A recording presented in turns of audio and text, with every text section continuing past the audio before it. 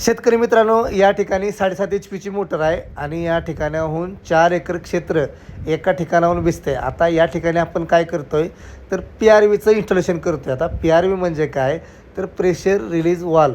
जसा NRV non return valve महत्त्वाचा असतो, तशाच आता अलीकडल्या काळात PRVसुद्धा खूप महत्त्वाचा आहे. आता या ठिकाणचं 4 एकर क्षेत्र फुल ॲटोमायझेशन आपण या ठिकाणी केलं आहे. आता विषय काय राहतो, ह्या PRVचा 2 प्रकारे फायदा होतो. जर कोणी कॉक तुमचं ॲटोमायझेशन जरी नसलं, जर कोणी कॉक जर बंद केलं तरी PRVमधून ॲटोमॅटिकली पाणी रिलीज होऊ शकतं. आणि दुसरी गोष्ट, जर आता धरून चाला एका क्षेत्राला आपल्याला पाणी कमी लागतं आहे आणि ॲक्च्युली पाठीमागून पाणी जास्त येतं आहे, तर ते पाणी काय होतं, जर बसत नसेल तर पाईपलाईनला 100% त्याचा तोटा सहन करावा लागतो, म्हणजे पाईपलाईन फुटू शकते. त्यामुळं अशा पद्धतीचा तुम्ही PRV जर टाकला तर त्या ठिकाणाहून ॲटोमॅटिकली जेवढं शेताला आपल्याला पाणी लागणार आहे तेवढं लागणार, बाकीचं पाणी रिलीज होणार.